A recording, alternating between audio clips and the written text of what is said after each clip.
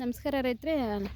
ಇಲ್ಲಿ ವಲ್ಭಾಪುರದಲ್ಲಿ ಪ್ಲಾಟ್ನ ನಮ್ಮ ಚಿಂತ್ರಪಳ್ಳಿ ರೈತರು ಔಷಧಿ ಸ್ಪ್ರೇ ಮಾಡಿಸಿದ್ವಿ. ಏನಂದರೆ ಸ್ವಲ್ಪ ಗ್ರೋತ್ ಎಲ್ಲ ಗ್ರೀನೆಸ್ ಚೆನ್ನಾಗಾಗಿದೆ. ಈ ಮಚ್ಚೆ ರೋಗದ್ದೇ ಸ್ವಲ್ಪ ಸಮಸ್ಯೆ, ಆದರೂ ಈ ಹೊಸ ಎಲೆಗೇನು ಅಷ್ಟು ಅಟ್ಯಾಕ್ ಆಗಿಲ್ಲ, ಗ್ರೋತ್ ಚೆನ್ನಾಗಾಗಿದೆ. ಈಗ ಇವರಿಗೆ ಹಸಿರು ಹುಳ, ಆಮೇಲೆ ಈ ಒಂದು ಎಲೆ ಬ್ಲೈಟಿಂದೊಂದು ಎಲೆ ಮಚ್ಚೆ ರೋಗಕ್ಕೊಂದು ಮಾಡಿಸ್ಬೇಕು. ನೀರು ಕಟ್ಟಿ ಔಷಧಿ ಮಾಡಿರಿ ಅಂತ ಹೇಳಿದ್ದೀವಿ ರೈತರಿಗೆ. ಅಣ್ಣ ನಮಸ್ಕಾರ, ಆರಾಮಿದ್ದೀರಾ? ಏನೋ ಸ್ವಲ್ಪ ಬದಲಾವಣೆ ಅನ್ನಿಸ್ತೈತ್ರ? ಬದಲಾವಣೆ ಆಗೈತಕ್ಕ. ಇದು ಸ್ವಲ್ಪ ಮಚ್ಚಿ ರೋಗದ ಭಾಳ ಆಗೈತಲ್ಲ. ಇಲ್ಲೆಲ್ಲ ಸುತ್ತಮುತ್ತ ಎಲ್ಲ ಪ್ಲಾಟ್ಗಳು ಹಂಗದವಣ್ಣ. ಮಚ್ಚಿ ರೋಗನ ಐತಿ. ಮಚ್ಚಿ ರೋಗಕ್ಕೆ ಒಂದು ಔಷಧಿ ಒಳ್ಳೇದು ಹೇಳ್ತೀನಿ, ಅದನ್ನ ಮಾಡ್ಕೊಳ್ರಿ, ಕಂಟ್ರೋಲ್ ಆಕತಿ. ಸ್ವಲ್ಪ ಪರವಾಗಿಲ್ಲ. ಇಲ್ಲಿ ನೋಡಿದ್ರಪ್ಪ ಅಂದ್ರೆ ಗ್ರೋತ್ ಚೆನ್ನಾಗೈತಿ. ಏನು ಸ್ವಲ್ಪ ಮೇಲೆ ಮಿದುವಾಗಬೇಕು. ಕಡ್ಲಿ ಚೆನ್ನಾಗಿ ಇಳುವರಿ ಬರ್ಬೇಕಪ್ಪ ನಮಗೆ ಅಂದ್ರೆ ಮೇನು ಭೂಮಿ ತಾಕತ್ತಾಗಬೇಕು. ಭೂಮಿ ಎಷ್ಟು ಮಿದುವಿರ್ತೈತೆ ಕಾಯಿ ಅಷ್ಟು ಚೆನ್ನಾಗಿ ನಿಮಗೆ ಇಳುವರಿ ಕೊಡ್ತೈತಿ. ಇಲ್ಲಿ ನೋಡಿದ್ರೆ ಕಲ್ಲು ಬಂಡೆ ಆಗೈತಿ ಇದು ಭೂಮಿ ಅನ್ನೋದು. ಗಟ್ಟಿ ಐತಿ, ನೀರು ಕಟ್ಟಿ. ಈಗ ಆರ್ಗ್ಯಾನಿಕ್ ಮಾಡಿದರೆ ಇಷ್ಟು ಇದಿರಲ್ಲ, ಮಿದು ಹೂವು ಇರ್ತಾವಲ್ಲ ಅಡ್ಡಾಡಕ್ಕೆ.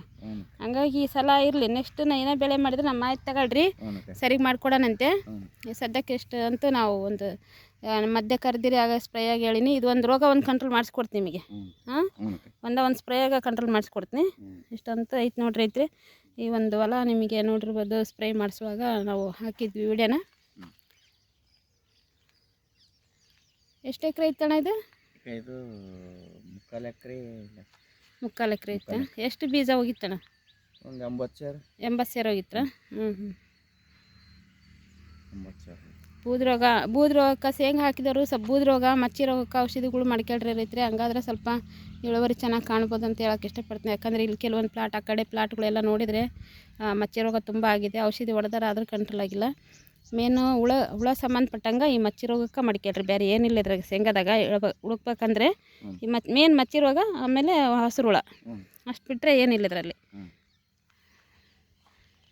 ಯಾರೇ ರೈತರು ಶೇಂಗಾ ಬೆಳೆಗಾರ ಏನಿದಿರಲ್ಲ, ಮೇನು ಔಷಧಿನ ಹೋಗಿ ಅಂಗಡಿಯಾಗ ಮಚ್ಚಿ ರೋಗಕ್ಕೆ, ಆಮೇಲೆ ಹಸಿರು ಹುಳ ದ್ವಾಮಿಗೆ ಸಂಬಂಧಪಟ್ಟಂಗೆ ಔಷಧಿ ತಗೊಂಬಂದು ಮಾಡ್ಕೊಳ್ರಿ. ಎಲ್ಲರಿಗೂ ಹೆಲ್ಪ್ ಆಗುತ್ತೆ ಈ ಒಂದು ಮಾಹಿತಿ ಅಂತ ಹೇಳೋಕೆ ಇಷ್ಟಪಡ್ತೀನಿ. ಧನ್ಯವಾದ ರೈತರೆ.